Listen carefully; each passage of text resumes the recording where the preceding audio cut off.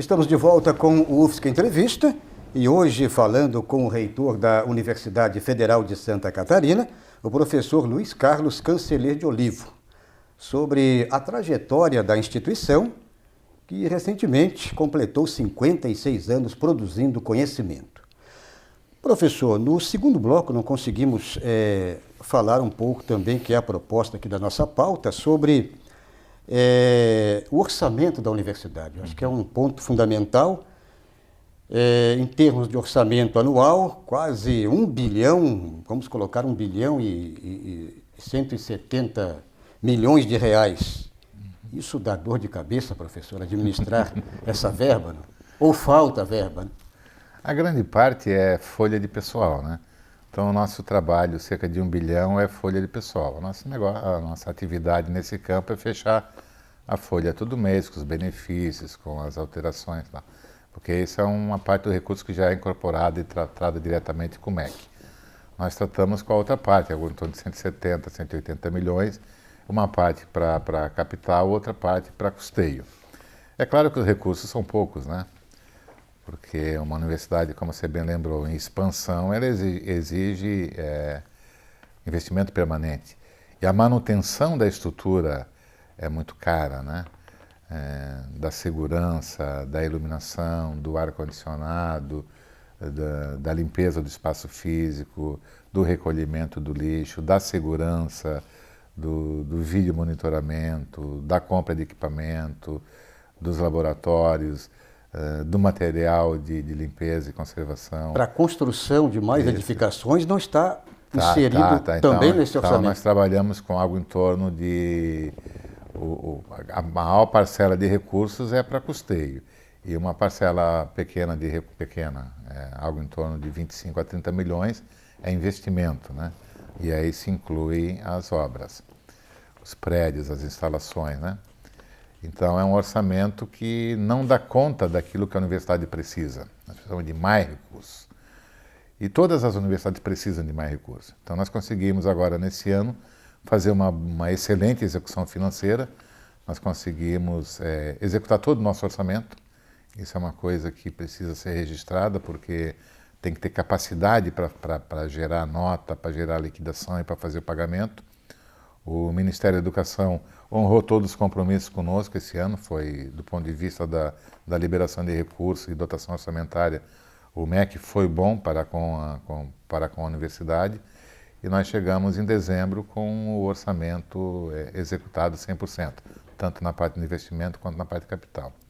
E o mês de dezembro está sendo um mês muito bom, porque nós conseguimos recuperar algo em torno de 11 milhões do orçamento para 2016, que estava fora, né, não tinha entrado no nosso orçamento, tinha entrado no projeto de lei do orçamento, mas não tinha entrado no orçamento, e o MEC nos liberou mais 11 milhões de orçamento. Desses 11 milhões, nós conseguimos, de financeiro, algo em torno de 7 milhões e meio. É muito bom, porque a gente consegue manter os nossos pagamentos em dia, os fornecedores em dia, e fazer algum tipo de investimento também em laboratório e em construção. Professor, aqui na sequência, eu queria falar um pouquinho também da proposta de emenda constitucional, a PEC, né? Já que estamos falando aqui de orçamento, a PEC do teto de gastos públicos, né? Sobre as instituições federais de ensino superior. Isso pode causar algum efeito imediato, negativo para as instituições federais, aqui no caso a UFSC, né? Se os recursos continuarem sendo contingenciados, como era até então, nós vamos enfrentar o mesmo problema. Se o orçamento for trabalhado com orçamento real, não aquele estimado, ou seja, tirando o que é o contingenciamento, e na base do orçamento real, eu não creio que nós teremos problema nenhum. Principalmente porque na transição do ajuste, o ano de 17 para a educação ele se mantém, o mesmo orçamento, com ajuste evidentemente, mas com os dados do orçamento de 16 e mais inflação. Eu tenho uma perspectiva assim, em relação à universidade, ao sistema das federais, né? E na nossa em particular, que nós vamos fazer um 2017 sem dificuldade orçamentária. e se continuar nessa mesma política como é que está adotando, sem dificuldades financeiras, combinar o orçamento com o financeiro. A partir de 2018, quem sabe, os efeitos do ajuste possam se fazer sentir na educação. Para 18, então. Para 18. Para 17, eu creio que ainda tem muita margem. Teríamos um 17 muito parecido com o 16. Muito parecido com 16. Se for um 17 parecido com 16, é bom. O pior é se for um 17 parecido com 15. E se a política de contingenciamento se mantivesse, e se a política de não liberação dos recursos plenos mensais se mantivesse. Felizmente, nesse segundo semestre, os repasses do Ministério mensalmente eles foram plenos, ou seja, tudo que a gente teve capacidade de executar, empenhar e liquidar, o Ministério passou o recurso financeiro e ao final nós não tivemos dificuldade de ter orçamento. Então isso é importante, tivemos um orçamento a mais do que aquele que era inicialmente previsto e tivemos as liberações de recursos mensalmente em dia. Por isso nós conseguimos fazer a gestão orçamentária e financeira nossa foi excelente, nós executamos 100% do orçamento. Para 2017, se isso se manter, eu creio que nós tenhamos um ano, nós conseguiremos superar as eventuais dificuldades. E falo isso com muita tranquilidade porque não se trata do governo A ou do governo B, se trata de conjuntura. Eu sou daqueles que entendo que eu fui eleito pela comunidade para defender a universidade e nós vamos atrás de recursos financeiros, e recursos para a universidade, seja com o ministro Mercadante, seja com o ministro Mendonça. O nosso papel aqui é de buscar recursos para a nossa instituição. Pelo menos a gente ouve nos bastidores, ouve da população em geral, mais acadêmica, que há essa possibilidade, por exemplo, de futuramente, esse futuro bem próximo, da privatização das universidades federais, as universidades públicas, né? Qual é a sua opinião sobre isso? Eu não creio nisso. Não tem essa possibilidade? Não. Bom, possibilidades no campo das hipóteses, nós estamos na universidade e a hipótese sempre é um dado da nossa atividade, né? Mas do ponto de vista pragmático, do ponto de vista da estrutura das instituições federais de ensino superior... De acordo com a conjuntura atual, não tem essa projeção?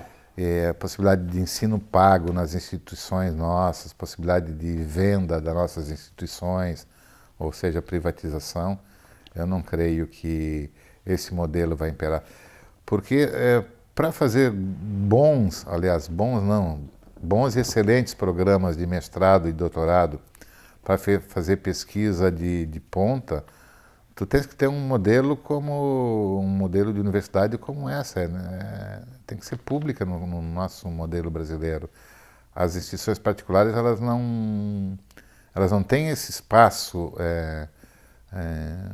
esse acúmulo de know-how. Esse acúmulo de know-how e investimento, né? Isso. E o investimento, porque todos os programas de mestrado, doutorado e toda a pesquisa de ponta, ela é financiada, sim, em parte pelo setor produtivo, mas é o Estado brasileiro que aposta nisso, né? As instituições particulares, por melhores que elas sejam, mas elas não têm essa capacidade financeira de despender, como nós temos professores nós com dedicação exclusiva, com 40 horas, uma parte nossa vai para a atividade de ensino, mas uma boa parte vai para a atividade de extensão e de pesquisa. E quem paga isso? A pesquisa e a extensão. Não é pela mensalidade de uma instituição particular. Né? A mensalidade da instituição particular ela vai basicamente para o ensino. E a pesquisa, e a extensão, e a pós-graduação. Então eu não creio num modelo que vá privatizar as federais, não creio. Nem que vá privatizar que nem vá instituir ensino pago. E esse patrimônio intelectual, esse capital intelectual que vem sendo trabalhado já de muito tempo, eu diria ser um valor incalculável. Incalculável, é um valor incalculável. É um patrimônio da nação. Exato. Professor, eu queria falar, já estamos se encaminhando aqui para o final do nosso programa, eu queria falar também desta parceria do HU, do Hospital Universitário, com a Empresa Brasileira de Serviços Hospitalares. O senhor já tem algum parecer positivo, quer dizer, nesse curto espaço de tempo, essa parceria vem dando certo? Sim, a EBSER o contrato com a universidade foi assinado, a EBSER já está fazendo a alteração do corpo dirigente, vários gerentes e a própria superintendente da EBSER já tomou posse, já está instalada aqui na universidade. O concurso público, o edital já terminou. A EBSER está abrindo um concurso para contratação de 400 empregados para trabalhar a partir do ano que vem. E agora nós estamos no processo de fechamento do termo de adesão da UFSC, desculpa, do Hospital Universitário à EBSER, que daí é passar todos os serviços para a empresa brasileira de serviços hospitalares, né? Uma empresa pública, né? 100% capital público, não se trata de privatização, se trata de uma forma do Estado fazer a gestão. Eu creio que em 2017, a perspectiva de que até o final de 2017, todos os serviços, toda a infraestrutura, toda a contratação de pessoal já esteja na mão da empresa. É um ganho isso para o HU, é um ganho isso para a saúde pública e para o SUS, é um ganho para a universidade. Bem, professor, e para fechar, eu queria fazer aqui, vamos colocar um balancete do seu curto espaço, né, como reitor da universidade, esse pequeno espaço aí de praticamente sete meses, né? Uhum. Eu queria fazer um balancete aqui, como o senhor conseguiu administrar toda essa situação durante esses 7 meses, quer dizer, o que o senhor conseguiu fazer durante esses 7 meses e o que vai ficar para 2017. É claro que o que mais incomoda, a princípio, é o dinheiro, é a falta de dinheiro, né? Isso em qualquer situação. Porque tu tens os compromissos para saudar e tu não te conforma que os contratos sejam atrasados, que o serviço não existe, porque isso repercute lá no centro, no departamento, na sala, no laboratório. Então nós fizemos uma ação assim incansável junto ao Ministério da Educação e junto a Brasília. E isso deu resultado conforme nós falamos anteriormente, do ponto de vista orçamentário e financeiro. Eu acho que isso foi uma boa ação. Acho que a reitoria, a administração central fez o seu papel e o resultado foi positivo. Um outro aspecto que eu acho que é bem relevante foi em relação à interiorização, à institucionalização. Nós conseguimos regulamentar, por meio do Conselho Universitário, toda a legislação que torna efetivamente não mais os campi de Joinville, Araranguá, Curitibanos e Blumenau, mas os centros. A UFSC é uma coisa só. E nós fizemos, nesse sentido, uma reunião do Conselho Universitário em Blumenau e outra em Araranguá. Acho que hoje nós temos a noção de universidade multicamp. E outra questão que acho que é relevante é o relacionamento que nós tivemos com as direções de centro. Quando nós entramos na universidade, a palavra de ordem era descentralização. Fazer com que as direções de centro possam fazer a gestão compartilhada com a reitoria e com os pró-reitores. Isso eu acho que nós conseguimos. Hoje nós temos um alinhamento muito direto da reitoria, do gabinete, dos pró-reitores com as direções de centro. Mas cada um tem a sua autonomia. Cada um tem a sua autonomia. Cada um cuida do seu centro, do ponto de vista administrativo. Mas na hora de somar... Mas na hora de discutir investimentos, na hora de encontrar solução para as crises, na hora de fazer a pauta que interessa geral, as direções de centro têm sido parceiras da gestão. Isso acho que é fundamental. E algumas iniciativas que eu vejo como essenciais. A regulamentação das equipes de competição, a regulamentação das empresas juniores. Eu creio que são ações assim do campo de vista estudantil que reforçam essa concepção de aliança, unificação do estudo teórico com a experiência prática. E do ponto de vista mais geral, eu ressalto também o papel de negociação e de entendimento com os técnicos administrativos, que fizeram um movimento de paralisação também, né? E com os estudantes que fizeram um movimento de ocupação.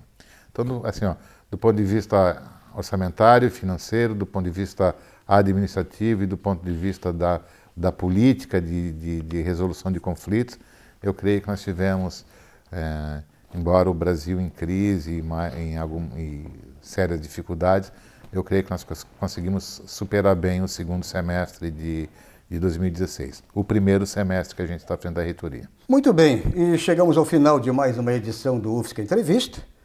Hoje falamos com o reitor da Universidade Federal de Santa Catarina, o professor Luiz Carlos Canceler de Olivo. Professor, muito obrigado por ter aceito o nosso convite e até uma próxima oportunidade. Até uma próxima, muito obrigado e um bom 17 para todos nós. Agradecemos também pela sua audiência e até uma próxima edição do UFSC Entrevista.